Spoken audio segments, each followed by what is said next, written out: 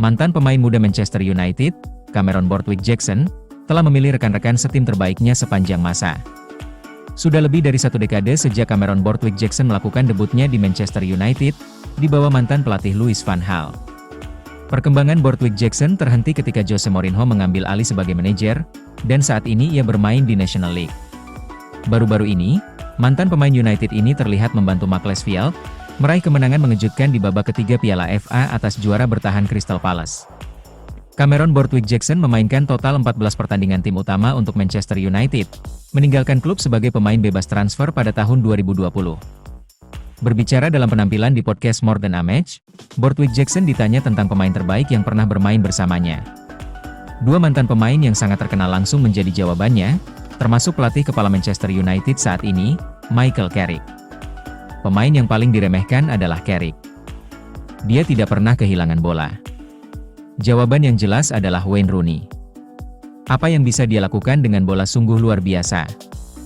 Namun dia mengakui ada pemain lain yang benar-benar menarik perhatiannya di balik layar di Charrington, pemain muda Prancis Anthony Martial. Penyerang Anthony Martial mencetak total 90 gol untuk Manchester United, cukup untuk menempatkannya di urutan ke-26 dalam daftar pencetak gol terbanyak sepanjang masa klub. Martial datang dengan biaya transfer yang tinggi dan seharusnya dia masih bersinar untuk United saat ini. Pada usia 30 tahun, dia seharusnya berada di puncak karirnya. Namun, cedera menghambat karir Martial. Dia dilepas oleh United pada tahun 2024 dan kesulitan menemukan klub, akhirnya bergabung dengan AEK Athens. Martial saat ini bermain di Meksiko untuk Monterrey, tetapi dia kesulitan, hanya mencetak 1 gol dalam 15 penampilan.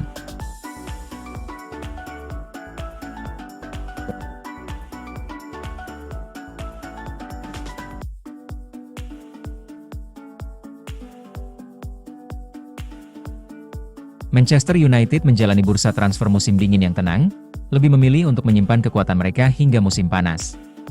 Joe Hugill telah meninggalkan klub untuk bergabung dengan Kilmarnock secara permanen, dan Harry Amas meninggalkan Sheffield Wednesday untuk bergabung dengan Norwich City dengan status pinjaman. Namun demikian, cedera serius saat latihan, tampaknya telah secara signifikan menghambat perkembangannya di tahun 2026.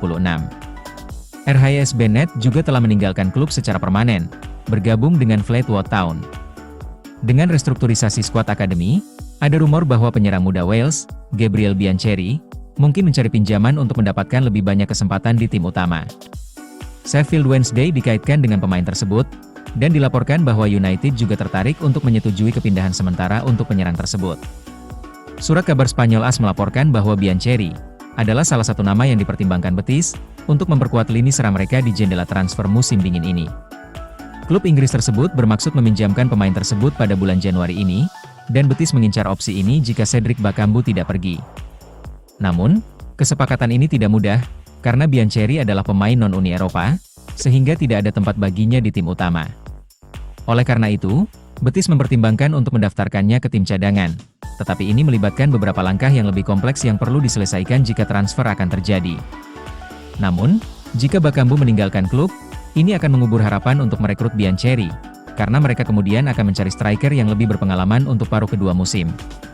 Jika dia tetap tinggal, maka klub akan merasa lebih nyaman memilih opsi yang lebih mudah seperti penyerang Akademi United tersebut.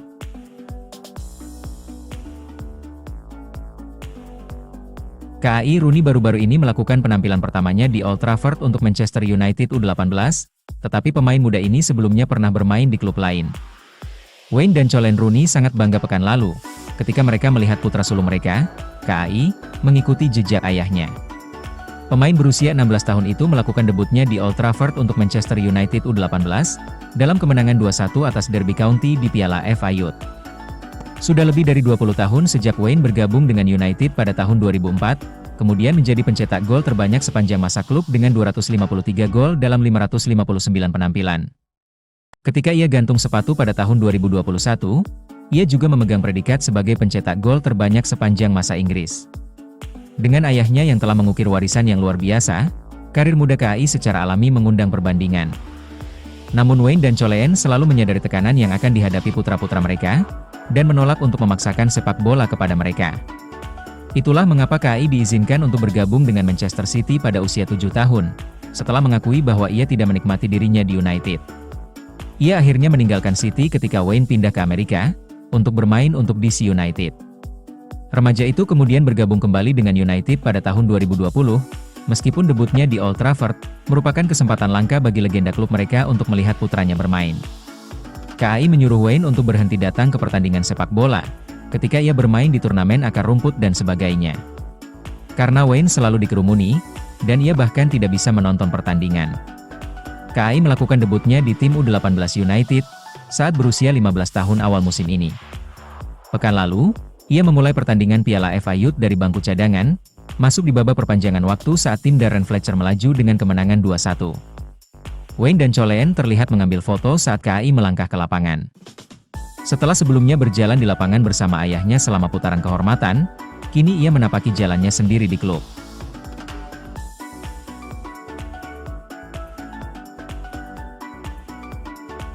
Gestur kiper Manchester United, Senne Lammens, setelah penalti Raul Jimenez menarik perhatian, selama pertandingan seru dengan 5 gol di Old Trafford.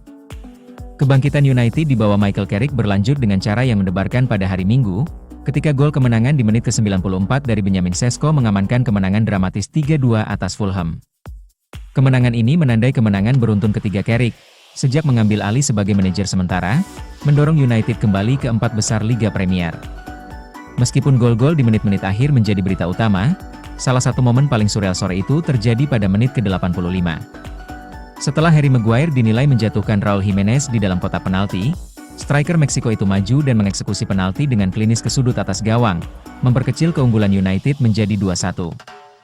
Alih-alih adegan frustrasi atau permainan curang yang biasa terjadi, kiper Manchester United, Senne Lammens, terlihat melakukan tindakan sportivitas murni. Saat Jimenez berbalik untuk merayakan, Lammens dengan tenang mengambil bola dari gawang dan mendekati penyerang Fulham tersebut. Kiper Belgia itu memberi selamat kepada Raul Jimenez atas kualitas penalti tersebut, mengakui kesempurnaan tendangan tersebut meskipun mengancam keunggulan timnya.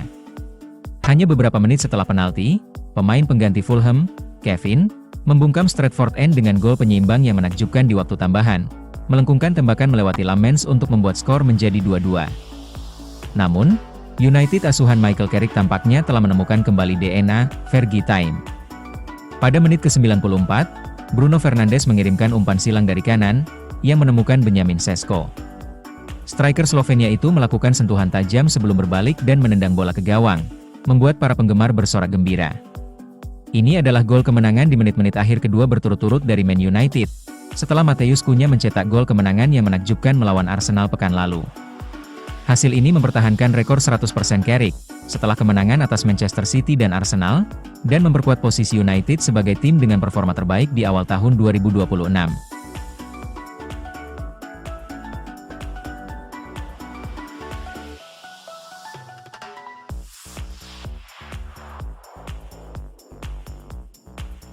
Rasanya belum lama ini United kesulitan mencetak gol dari tendangan bebas.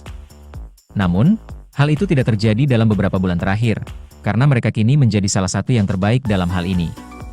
Salah satu alasan utamanya adalah kerja bagus dari pemain Brasil, Casemiro, yang kembali mencetak gol melalui sundulan dari tendangan bebas. Ia telah menjadi duri dalam daging bagi banyak tim musim ini, dan Fulham menjadi korban terbarunya. Dengan United kembali menggunakan formasi 4-2-3-1 di bawah Carrick, banyak diskusi tentang pemain penyerang mana yang akan berubah. Benjamin Sesko menjadi starter di kedua pertandingan di bawah Darren Fletcher, mencetak 3 gol dalam 2 pertandingan. Namun demikian, ia dicadangkan di bawah Carrick agar Ahmad dapat menempati posisi di sisi kanan serangan, dan Mbeumo digeser ke posisi tengah. Hal ini telah terbukti sejauh ini, karena ia membawa ancaman signifikan ke gawang Cottagers, dan sebagian besar permainan berbahaya United datang dari sisi kanan. Baik itu dribbling, pressing, atau membawa bola ke depan, Ahmad terus memberikan sesuatu yang unik bagi tim United ini. Matheus Cunha menjalani sore yang tenang hingga pergantian jam. Ia melakukan pressing dengan baik dan berkolaborasi dengan lini tengah, tetapi seringkali merasa terputus dari serangan.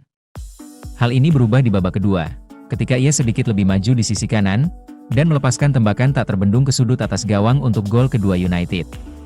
Cunha dan Mbeumo terus mengesankan para pendukung Old Trafford, dan telah menjadi pembeda besar di United musim 2025-2026 dan musim lalu. Sementara, Sesko harus menerima kenyataan bahwa ia dicadangkan meskipun mencetak 3 gol di bulan Januari. Saat masuk sebagai pemain pengganti melawan Fulham, Ia membentur tiang gawang dengan sundulan hanya beberapa detik setelah masuk. Namun, ia memanfaatkan peluang besarnya di waktu tambahan, ketika ia berputar dan melepaskan tembakan keras ke sudut atas gawang, untuk mengembalikan keunggulan United. Semoga pemain muda ini dapat membangun momentum dengan gol ke-6-nya musim ini.